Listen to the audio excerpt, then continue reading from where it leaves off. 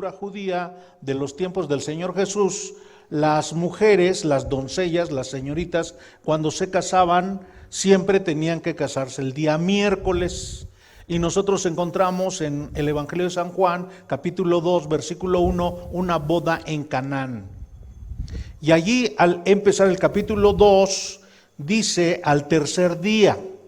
Cuando está hablando aquí el tercer día, y nosotros empezamos a hacer la lista hacia atrás, entonces podemos reconstruir cuáles días está describiendo el apóstol San Juan en la vida del Señor Jesús. Si en efecto la boda de Caná resultó el día miércoles, entonces cuando nosotros leemos en Juan 1:19 la entrevista de Juan el Bautista con los enviados del Sanedrín, esto estaría sucediendo el día jueves. Juan 1:29 dice el texto el día siguiente, entonces estaríamos hablando del día viernes. Ese día siguiente es cuando el Señor Jesús regresa de sus 40 días en el desierto, pasa por donde está bautizando Juan a sus discípulos, y entonces Juan dice que Jesús es el Cordero de Dios que quita el pecado del mundo. Más adelante, cuando nosotros estamos leyendo ahora en el capítulo 1, versículo 35, el día siguiente, entonces estará hablando del día sábado. El día sábado es el día de reposo judío. Y en esta ocasión nuevamente está Juan el Bautista, pero ahora están dos de sus discípulos de Juan y pasa nuevamente el Señor Jesús y Juan les dice a sus discípulos, ese es el Cordero de Dios. Y es entonces cuando estos dos, Andrés y Juan, apóstol, siguen al Señor Jesús. Era entonces el día sábado. En Juan 1:43, cuando el Señor decide caminar de allí de donde está Juan o de esa zona, rumbo a Caná de Galilea, fue el día domingo, y en el camino encuentra a otros dos hombres, a Felipe y Natanael. Y entonces ya podremos llegar a Juan capítulo 2, versículo 1, después del domingo, el tercer día es el día miércoles, que es las bodas en Caná de Galilea. Entonces, esto nos estará hablando que Juan está describiendo propiamente una semana en la vida del Señor Jesús, una semana. Y cuando nos planteamos la pregunta, ¿y dónde está sucediendo esto? Bueno, los investigadores no tienen con exactitud el lugar donde fue bautizado el Señor Jesús. Algunos calculan que fue en la parte norte del Mar Muerto y otros aseguran que, o bueno, suponen que fue en la parte sur del Mar de Galilea. La verdad es que allí hay muchos kilómetros de distancia, pero lo que sí todos están de acuerdo es que fue del lado este del río Jordán. Así que si nosotros estuviéramos pensando que allá está el mar de Galilea y de este lado está el Mar Muerto y hay un río que une al mar de Galilea con el Mar Muerto, entonces del lado donde nace el sol, de ese lado hubo alguna parte en donde Juan bautizó al Señor Jesús y es donde Juan estaba bautizando y donde estaban los dos discípulos. Ahora, cuando el Señor dice que vengan y vean, le dice a Andrés y a Juan, porque le estaban siguiendo, pues habría por allí alguna casa, algún lugar en donde el Señor habitaba y allí se reunieron. Así que estaríamos pensando que Juan cuando dice, Juan el autor de este libro, describe que Juan el Bautista estaba predicando el bautismo del arrepentimiento en capítulo 1, versículo 6, que fue enviado por Dios y que estaba hablando de esta venida del Mesías. Hasta ese instante, en Juan capítulo 1, versículo 6, Juan todavía no había bautizado al Señor Jesús. Sin embargo, en Juan 1:29, Juan ya bautizó al Señor Jesús. Por lo tanto, en este evangelio no aparece el instante en que Jesús fue bautizado. Jesús fue bautizado según Marcos capítulo 1, versículo 12 y 13, Mateo 4 del 1 al 11 y Lucas 4 del 1 al 13. Jesús fue bautizado por Juan el Bautista en el río Jordán. Y después de que fue bautizado, fue llevado por el Espíritu Santo 40 días al desierto. Y cuando regresó del desierto es cuando Juan estaría describiendo lo que dice a partir del capítulo 1, versículo 29.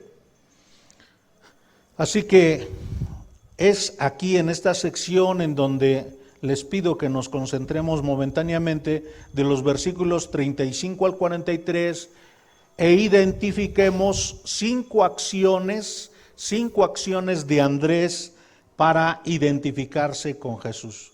5 acciones de Andrés para identificarse con Jesús. Y aquí vamos a encontrar el primer discípulo del Señor Jesús, que es Andrés, el segundo que es Juan, el tercero que es Pedro, el cuarto que es Jacobo, el quinto que es Felipe, el sexto que es Natanael. Así que aquí vamos a encontrar en esta sección del versículo 35 al 51, 6 discípulos del Señor Jesús. Hoy solamente nos vamos a concentrar en el caso de Andrés porque es en donde invierte Juan la mayor cantidad de su relato. Y vamos a identificar entonces 5 acciones. La primera es que Andrés escuchó de Jesús. La segunda es que siguió a Jesús. La tercera es que reconoció a Jesús como maestro. La cuarta es que aprendió de Jesús. Y la quinta es que testificó de Jesús. Este es un proceso mediante el cual Dios identificó, integró, unió a Andrés con el Señor Jesús.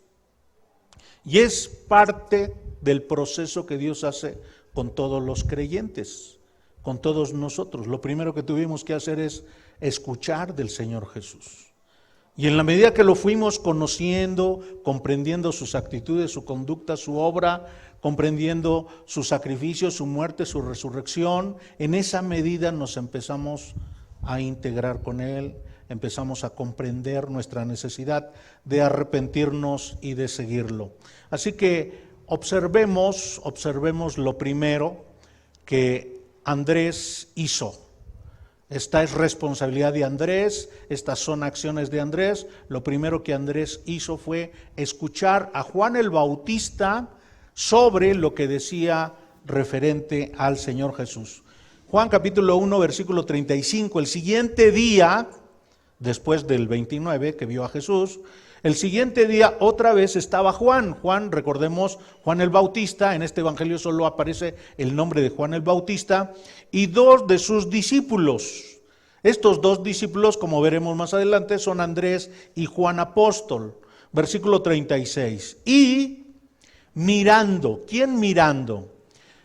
Mirando se aplica a Juan el Bautista. Y esta palabra mirando es una palabra que significa observar de manera intensa, buscando aprender, buscando entender cuáles son las lecciones que puede asimilar para su vida.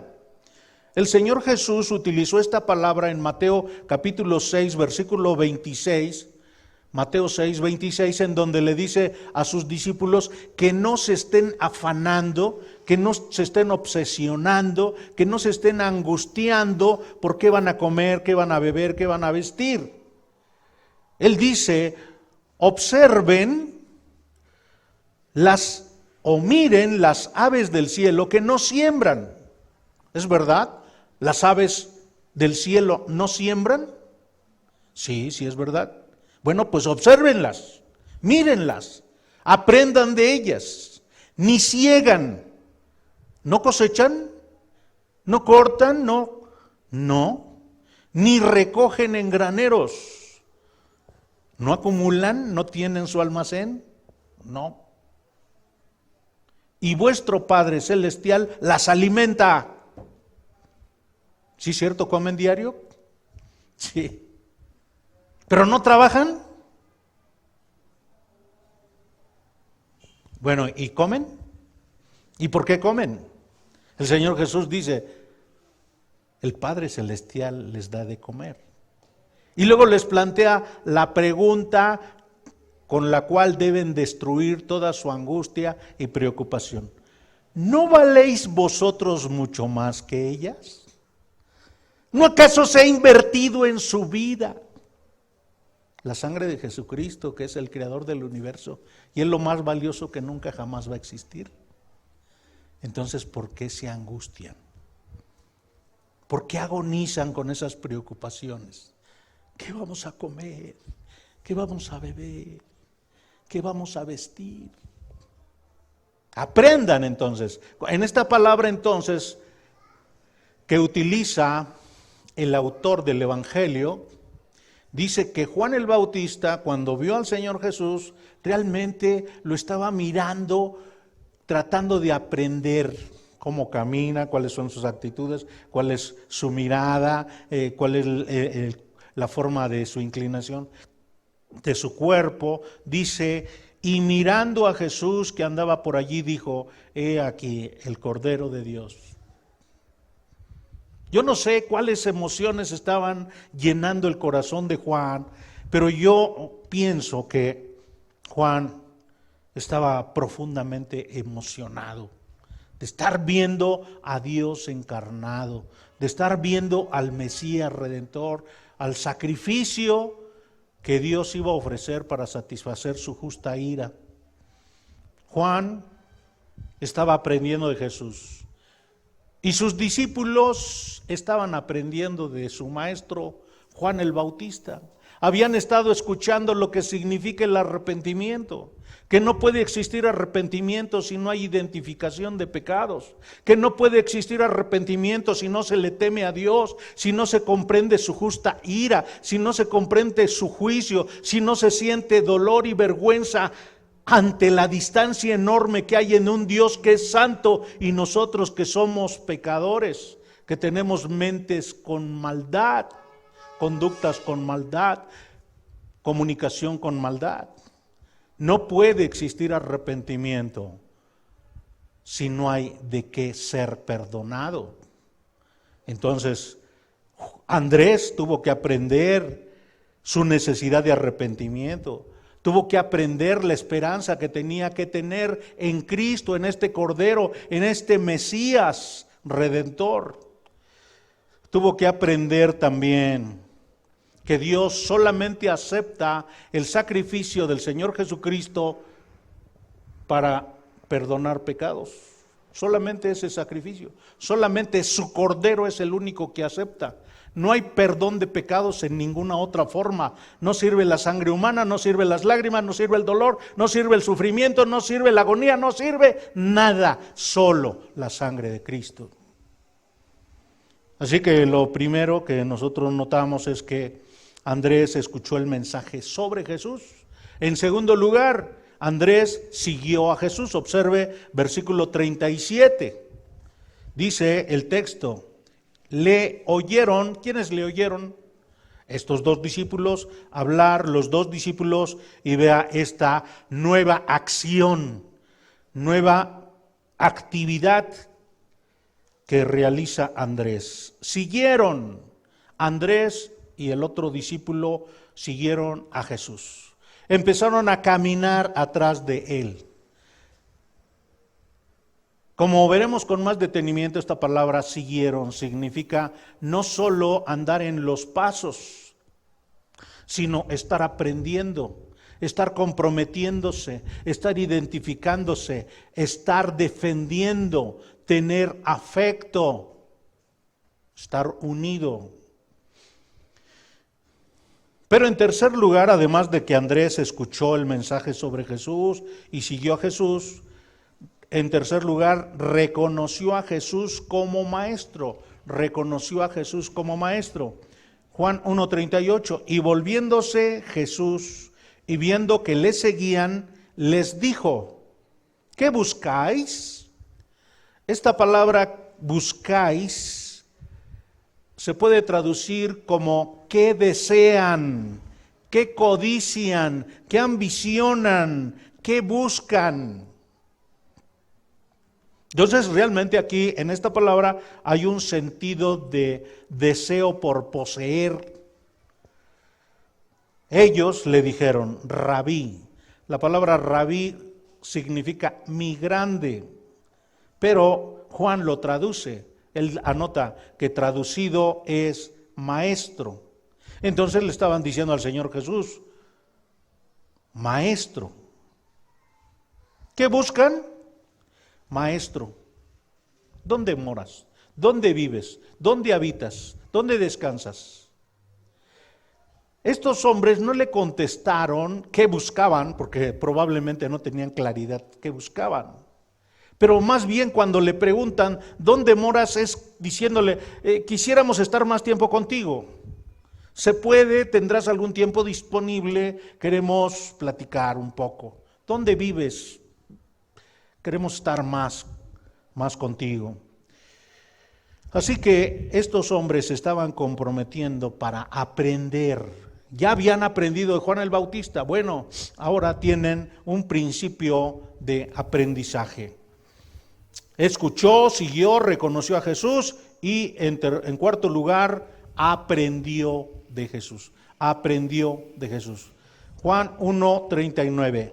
Les dijo Jesús a estos hombres, venid y ved.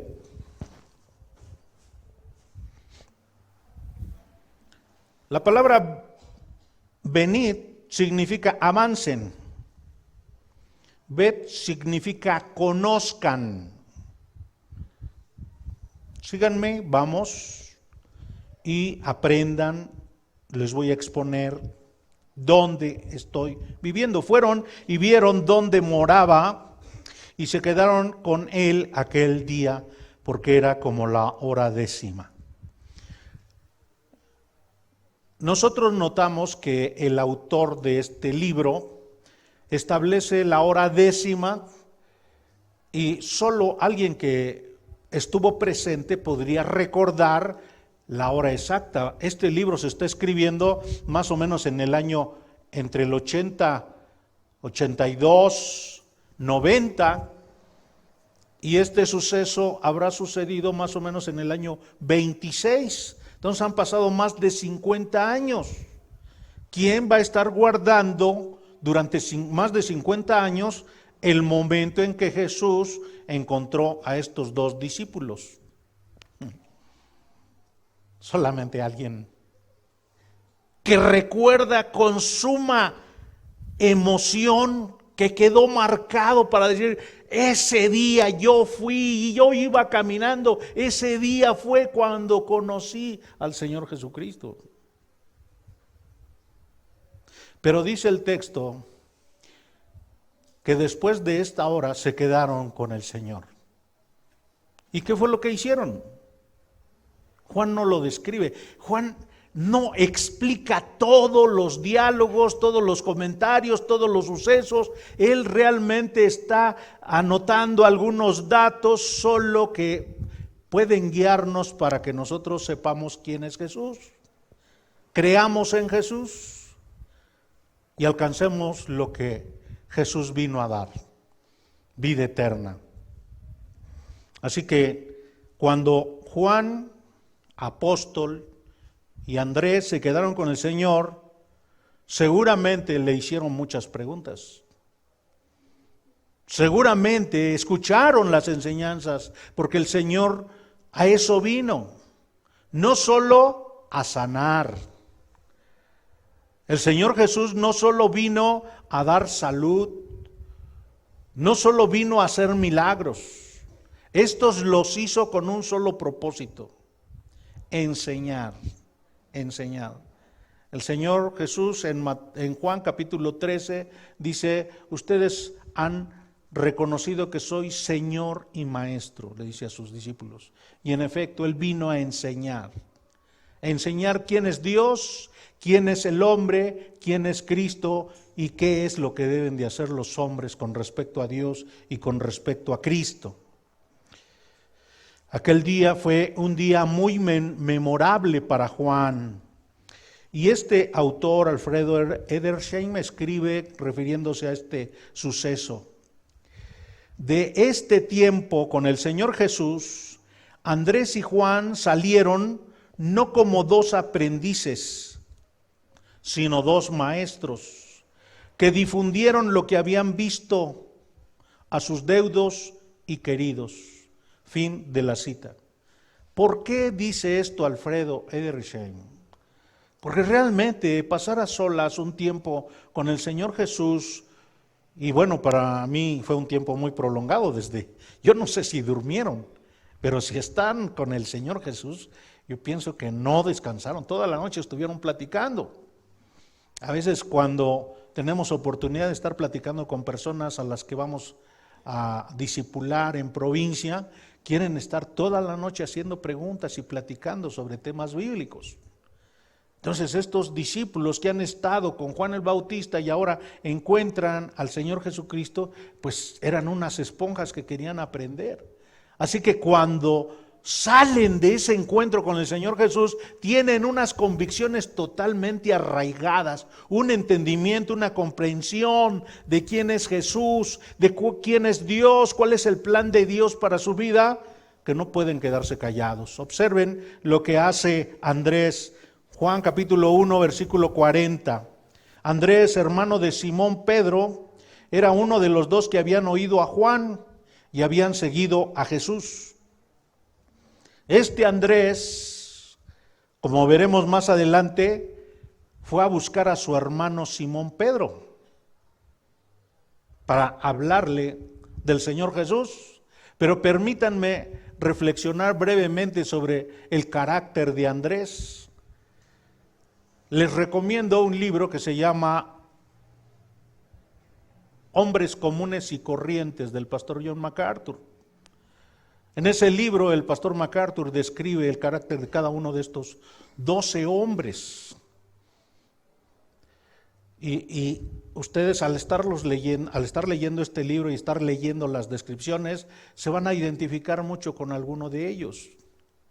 Andrés, junto con su hermano Simón, que era mayor que él, junto con Andrés junto con Simón y Juan y su hermano Jacobo, estos cuatro eran pescadores de un pueblito que se llama Betsaida. Ahora, Andrés, al ser pescador, realiza una labor física, pues que demanda fuerza. Y entonces, ¿cómo sería su cuerpo?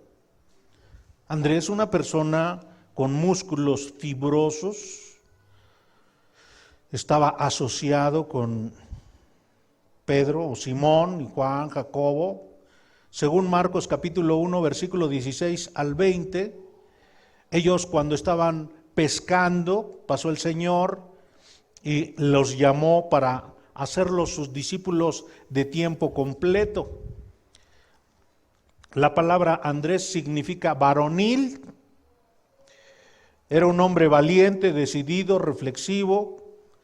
Y cuando conoció al Señor Jesucristo, fue un hombre con fuertes convicciones por la verdad, que estaba dispuesto a someterse a condiciones de privación y austeridad con tal de seguir al Señor Jesús. Estuvo dispuesto a renunciar a su familia, a su trabajo, a su vida social, para después invertirla totalmente en el Señor Jesús. Y como nosotros notamos, es el primer hombre que sigue a Jesús junto con Juan. Pero aunque fue el primero y llamó a su hermano Pedro, que se llama Simón, a seguir al Señor, lo encontramos en el Evangelio de San Juan como un segundón, no está en primer lugar. Realmente alrededor del Señor Jesús hubo algo así como 4 círculos de hombres. Los primeros 4, luego otros 4 un poco más alejados y luego otros 4 más alejados. Del primer círculo están estos 4: Andrés, Pedro, Juan y Jacobo, estos 4 pescadores. Pero de estos 4 pescadores, Andrés muchas ocasiones no estuvo en momentos en donde el Señor Jesucristo realizó algunos milagros sobresalientes. Por ejemplo, cuando devolvió la vida a la hija de Jairo, estuvieron Jacobo, Juan y Pedro, pero no estuvo Andrés.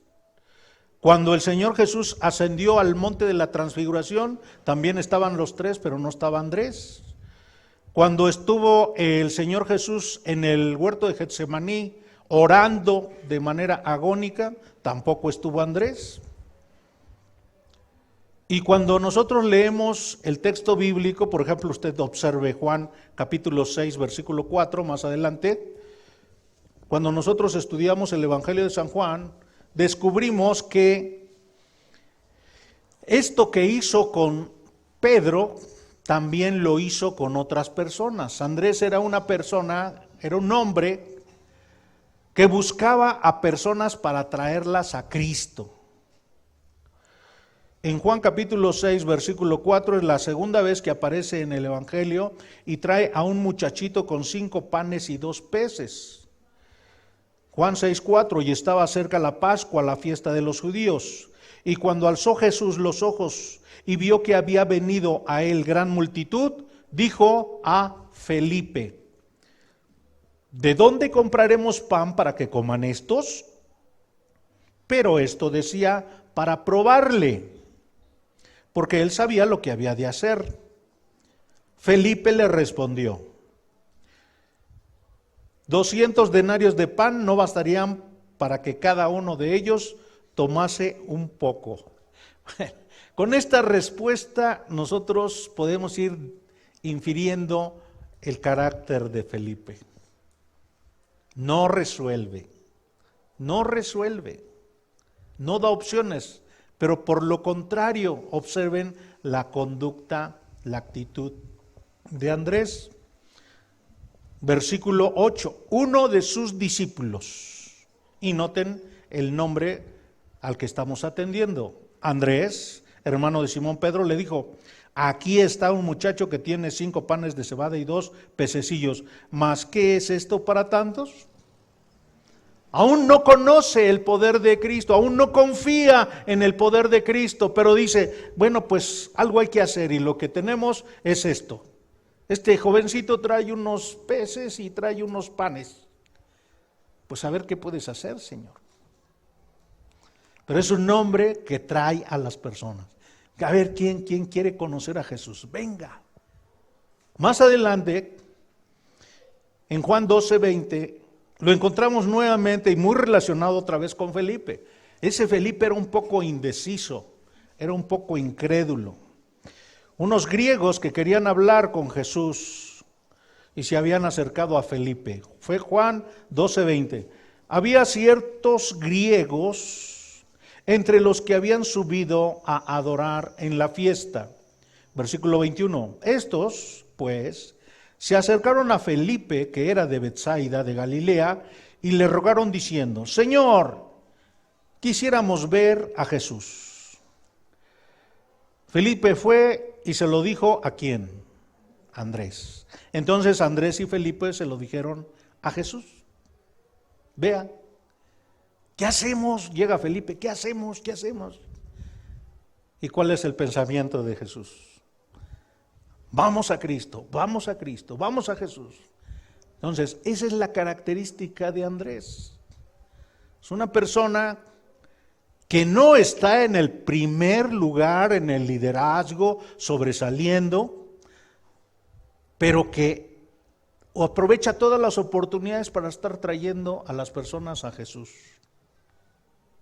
Pedro se convirtió en el líder de los apóstoles. Y por eso se habrá amargado Andrés, se habrá inconformado, habrá estado. no lo encontramos peleando por los primeros puestos a Andrés. No es una persona que esté ambicionando sobresalir. Más bien parece, es mi percepción, que aprendió mucho de Juan el Bautista. ¿Se acuerdan Juan lo que decía con respecto al Señor Jesús? Él decía, no soy digno de desatar la correa de su calzado. Es necesario que Él crezca y que yo mengüe. Andrés era así. Lo importante es Jesús. Jesús, siempre Jesús. Y no yo. Hay un autor que me gusta mucho porque es muy didáctico, muy buen maestro. Él se llama William Berkeley, refiriéndose a Andrés, dice, Andrés es el santo patrón de cuantos aceptan ser segundones, con humildad y lealtad y sin resentimiento. Sobresale como el cristiano cuyo deseo supremo es el compartir la gloria. Tenía corazón de misionero. Desde que encontró la amistad de Jesús, pasó el resto de la vida introduciendo a otros a esa amistad. Andrés es nuestro gran ejemplo del que no puede guardarse a Jesús solo para sí. Fin de la cita. Andrés entonces oyó de su maestro Juan, siguió al Señor Jesús, aprendió del Señor Jesús, pero también había aprendido la actitud de Juan. Y el Señor Jesús es el maestro de maestros cuando se refiere a humildad. Él teniendo la posición de Dios, siendo esencialmente Dios, no estimó el ser igual como a cosa a que aferrarse, sino que Él mismo decidió limitar su función divina y tomar cuerpo humano y vivir entre los hombres. Y viviendo entre los hombres estuvo dispuesto a humillarse hasta la parte más profunda de la humillación, ser avergonzado en la cruz y morir como un criminal. Todo para ejemplificar lo que significa ser humilde. Así que Andrés aprendió, escuchó el mensaje sobre Jesús, siguió a Jesús, reconoció a Jesús como su maestro, por lo tanto aprendió de Jesús y observe, en quinto lugar, testificó de Jesús como Mesías. Juan capítulo 1, versículo 41. Refiriéndose a Andrés, halló primero a su hermano Simón y le dijo, hemos hallado al Mesías, que traducido es el Cristo. En el texto original se da a entender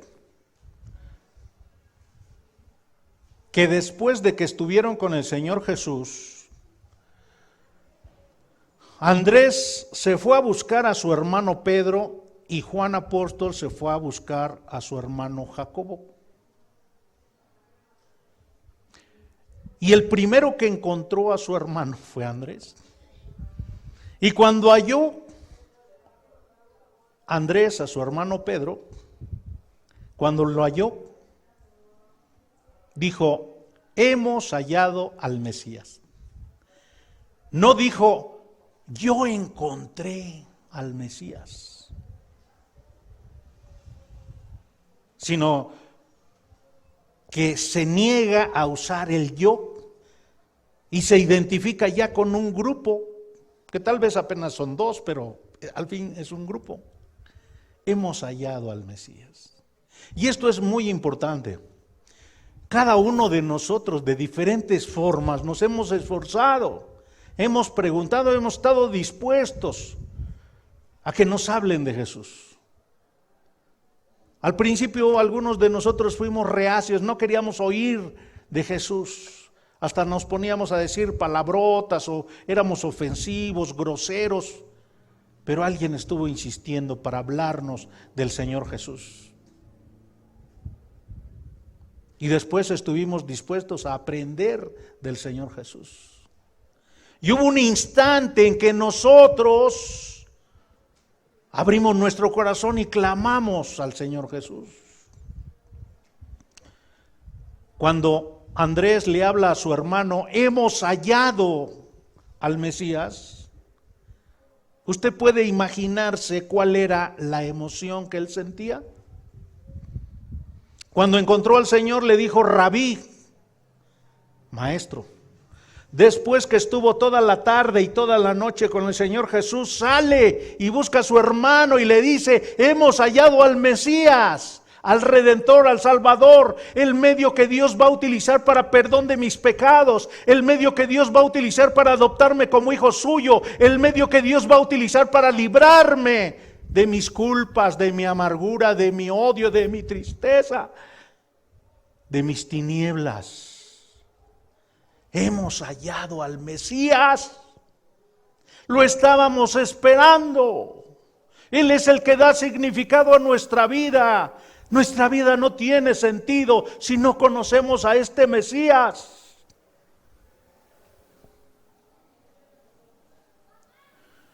Con Jesús corrigieron sus dudas, sus errores, sus ignorancias. Mesías, dice Juan, significa Cristo. Cristo significa ungido.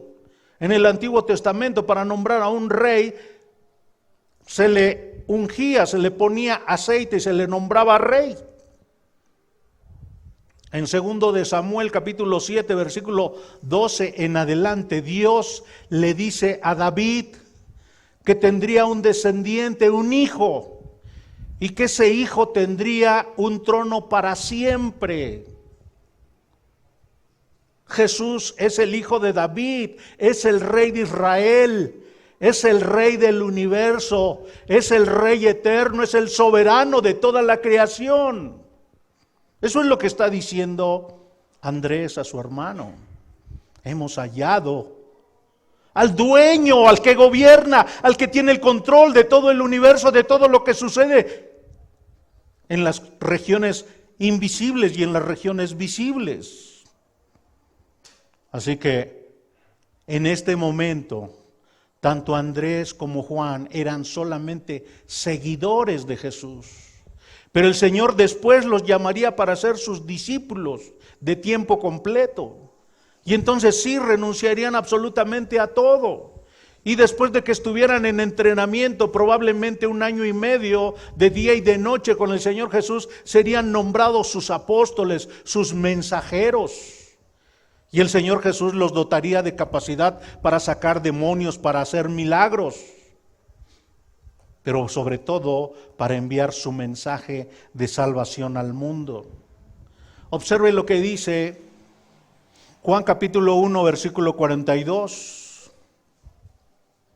Ya que habían sido llenos de la paz en su corazón y tenían tal amor por Cristo, versículo 42, y le trajo a Andrés, a su hermano Pedro, a Jesús. Y aquí observe otra vez la palabra, y mirándole. Otra vez es la misma palabra que se utilizó cuando se refiere en el versículo 35 que Juan el Bautista miró a Jesús. El Señor Jesús aquí mira de una manera profunda a Pedro. Se le queda mirando y le dice, tú eres Simón. Realmente este hombre se llamaba Simeón. Simeón era un nombre muy común, muy popular, en la Biblia aparece muchas veces. Y por eso se le ponía un segundo nombre para identificarlo. Eres Simón, hijo de Jonás. Realmente eres Simón, hijo de Juan. Pues ¿cuántos Juanes hay? Muchísimos Juanes, pero tal vez esa relación era la que lo identificaba. En este caso el Señor Jesús le dice, tú serás llamado Cefas, que quiere decir Pedro. Cefas es una palabra en arameo. El Señor Jesús hablaba arameo. Y el idioma popular, el idioma universal era el griego. Así que Pedro significa piedra, una piedra. Petra significa una montaña de roca y Pedro significa una roca, o sea, un pedazo de peña. No es muy grande, la Petra es grande, pero Pedro es pequeño. ¿Cómo era Simón? ¿Cómo era Simón? Simón era ansioso, agresivo, valiente, franco, hablaba de forma imprudente. Pero cuando el Señor Jesús le está poniendo el nombre Pedro, le está diciendo, ¿sabes qué?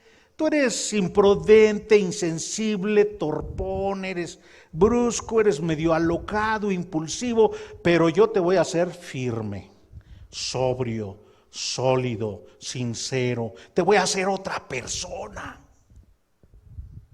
Y nosotros encontramos en el texto bíblico que en algunas ocasiones, en lugar de que el Señor llame a Simón como le puso Pedro, mejor lo llama con el nombre antiguo, porque se porta Simón como un incrédulo, como alguien que no entiende, alguien que no ha aprendido lo que el Señor le está diciendo, alguien que se siente superior al Señor y quiere aconsejarlo. Observe brevemente, por ejemplo, en Lucas capítulo 22, versículo 31, antes de que Jesús fuera apresado, el Señor Jesús advirtió de que Pedro sería zarandeado como trigo. Y se acuerdan, ¿verdad? Simón le había dicho, Señor, yo te acompaño a ti hasta la muerte, estoy dispuesto a dar mi vida por ti. Y entonces aquí el Señor Jesús le dice, vea cómo hasta le repite, Simón, Simón, he aquí, Satanás os ha pedido para zarandearos como a trigo. En otro evangelio, en Marcos capítulo 14, versículo 37, el Señor Jesús está en el huerto de Getsemaní con estos 3 discípulos y les pide, oren por mí, y regresa y están dormidos. Y les vuelve a decir, oren por mí, se va a orar, y regresa y siguen durmiendo. Se va a orar, regresa, y otra vez los encuentra dormidos. Allí en ese momento también, en Marcos 14:37, el Señor le vuelve a decir a Pedro, vuelve a decir con su nombre antiguo. Marcos 14:37. Vino luego y les halló durmiendo y dijo a Pedro, Simón, ¿duermes? ¿No has podido velar una hora? Cuando el Señor Jesús resucitó, fue a buscar a Pedro. Pedro había sido comisionado para hablar del Señor Jesucristo, pero ya que el Señor fue crucificado y murió y todo esto, Pedro se sentía deprimido, triste, así que se regresó al mar de Galilea, dijo, yo era pescador, ¿qué es lo que sé hacer? Yo sé pescar, así que me voy al lago de Galilea y voy a seguir mi oficio. Y como él era el líder, pues todos los demás lo siguieron, Juan, Jacobo, Felipe y todos lo siguieron allá y estuvieron intentando pescar toda la noche, ¿se acuerdan? Juan capítulo 21, y no pescaron nada. No pescaron nada. Bueno, pues hasta allá fue el Señor Jesús a buscar a Pedrito. ¿Y cómo creen que le llamó? ¿Pedro o Simón? Simón, ¿por qué? No estaba haciendo lo que el Señor le mandaba. Cuando el Señor resucitó, entonces buscó a Simón Pedro para restaurarlo al ministerio y lo buscó en el mar de Galilea. Juan 21:15. Cuando hubieron comido, Jesús dijo a Simón Pedro, no le dijo Pedro, le dijo, Simón, hijo de Jonás, ¿me amas más que estos? Le respondió, sí, Señor, tú sabes que te amo. Él dijo, apacienta mis corderos. 16. Volví a decirle la segunda vez, Simón, hijo de Jonás, ¿me amas? Pedro le respondió, sí, Señor, tú sabes que te amo. Le dijo, pastorea mis ovejas. 17. Le dijo la tercera vez, Simón, hijo de Jonás, ¿me amas? Pedro se entristeció de que le dijese la tercera vez, ¿me amas? Y le respondió, Señor, tú lo sabes todo, tú sabes que te amo. Jesús le dijo, apacienta mis ovejas. Pedro, como un ser humano, era vacilante y en algunas ocasiones era lleno del Espíritu Santo. En otras ocasiones regresaba a su conducta vieja y se portaba con su conducta pecaminosa. Estos hombres, Andrés, Juan, Pedro, Jacobo, dice el texto, nos enseña el texto, que buscaron al Señor Jesús. Tuvieron la iniciativa para caminar, para recorrer grandes distancias, escuchar, para esforzarse por encontrar al Señor Jesús. Y realmente usted y yo en algún momento hemos venido con el Señor Jesús a clamar, ten piedad de mí, ten misericordia de mí, perdóname mis pecados. Señor, sálvame. Señor, quítame esta vida que tengo. Señor, no he podido separarme de esta práctica pecaminosa. Te ruego que me perdones. Nuestra experiencia dice que hemos sido nosotros los que hemos venido a buscar al Señor Jesús. Hemos sido nosotros los que nos hemos esforzado por escuchar, entender, aprender, por arrepentirnos, por creer en Cristo. Nosotros lo hemos hecho y Dios nos hace responsables de eso. Dios nos exige que busquemos a Jesús, que nos arrepintamos, que creamos, que tengamos fe, confianza, que pongamos nuestra esperanza en Jesús, que Él es todopoderoso para salvarnos. El hombre es responsable ante Dios de arrepentirse y creer en Cristo. Pero observe que en el versículo 43 Jesús busca al pecador y lo llama a seguirle. Jesús busca al pecador y lo llama a seguirle. El siguiente día, dice el versículo 43, quiso Jesús ir a Galilea, decidió ir a Galilea y halló caminando a Felipe y le dijo, sígueme. De donde estaba Juan bautizando, a Caná de Galilea, que es a donde iban ahora, hay aproximadamente 32 kilómetros. Si la cronología de Edersheim es correcta, entonces el Señor va caminando con Andrés, acompañado de Pedro, de Juan y de Jacobo, de estos cuatro que son dos parejas de hermanos, y encuentra a Andrés y le dice, sígueme. ¿Por qué tuvo que pasar el Señor por allí? Si nosotros estudiamos un poco sobre la soberanía de Dios, vamos a saber que realmente es Jesús quien está planeando encontrar al pecador. Jesús vino a buscar a los pecadores. No solo fue físicamente caminando para encontrar a Felipe, sino que Jesús dejó el cielo para venir a buscar a los pecadores. Quien ha tenido la iniciativa de amarnos es Dios. Él nos amó primero. Nosotros lo amamos, dice Juan, porque Él nos amó primero. En nuestra experiencia nosotros buscamos a Dios, pero en la realidad bíblica, quien busca al pecador es Dios. Juan capítulo 6, versículo 37 nos enseña que es el Señor Jesús quien recibe a los pecadores que Dios Padre le da. Y a los pecadores que Dios Padre le da son los que vienen a Jesús. Juan 6:37, todo lo que el Padre me da vendrá a mí, y el que a mí viene, no le echo fuera. Juan 6:44, más adelante, nadie puede venir a Cristo si el Padre no lo trae. Solamente una persona se va a arrepentir, solamente una persona va a creer en Cristo cuando Dios lo traiga, cuando el Espíritu Santo lo confronte de pecado, lo convenza de pecado, de justicia y de juicio.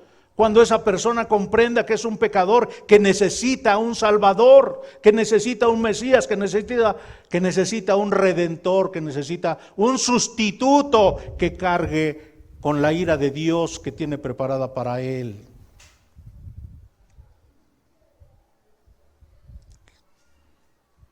Dios es el que salva, pero Dios lo hace responsable a usted para que se arrepienta.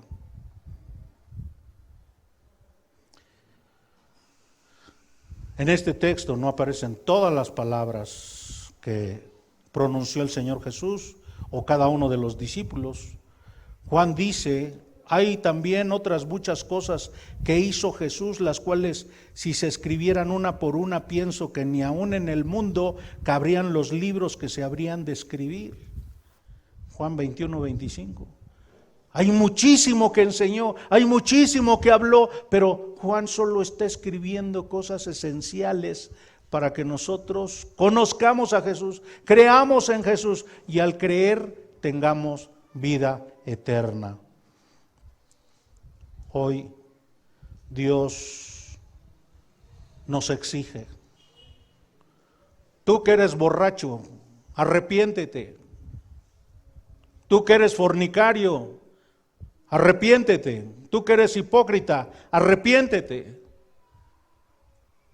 Eso significa seguir a Jesús. Eso es lo que está diciéndole el Señor Jesús a Felipe: sígueme, deja de caminar por tu propio camino, deja de estar haciendo tu propia voluntad. Estás desafiante ante Dios, estás de rebelde. Quiera Dios que caiga un poco de sabiduría, un poco de entendimiento en tu vida. Sígueme significa: ya no andes por tu camino extraviado. Solamente una persona que comprende quién es Jesús, que comprende su pecaminosidad, solamente una persona que sabe quién es Dios, que Dios es temible, va a venir en arrepentimiento a Jesús. El Señor Jesús tiene paciencia, Dios tiene paciencia, pero su paciencia se acaba también. A todo el mundo Dios le llama a arrepentirse. A todo el mundo Dios le llama a que siga a Jesús, pero no todo el mundo lo está siguiendo.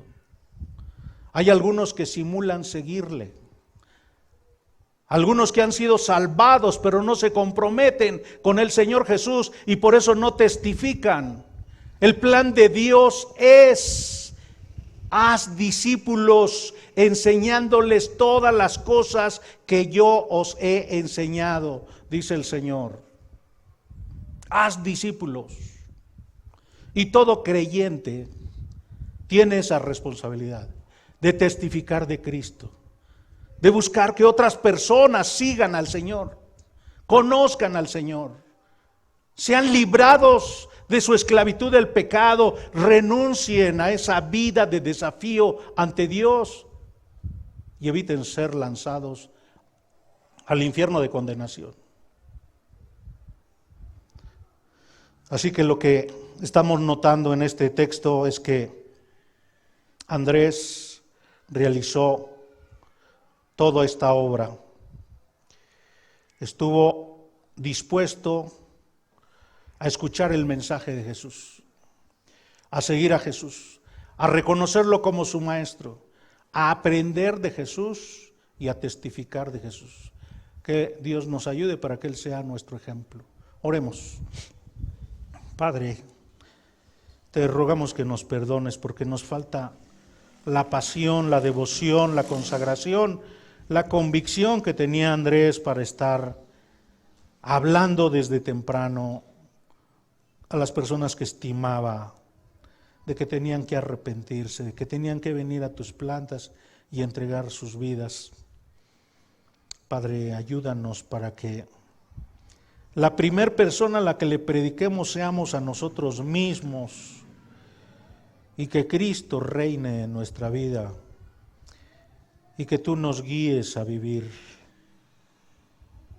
comprometidos con tus planes, con tu propósito de propagar el Evangelio a toda criatura en este mundo.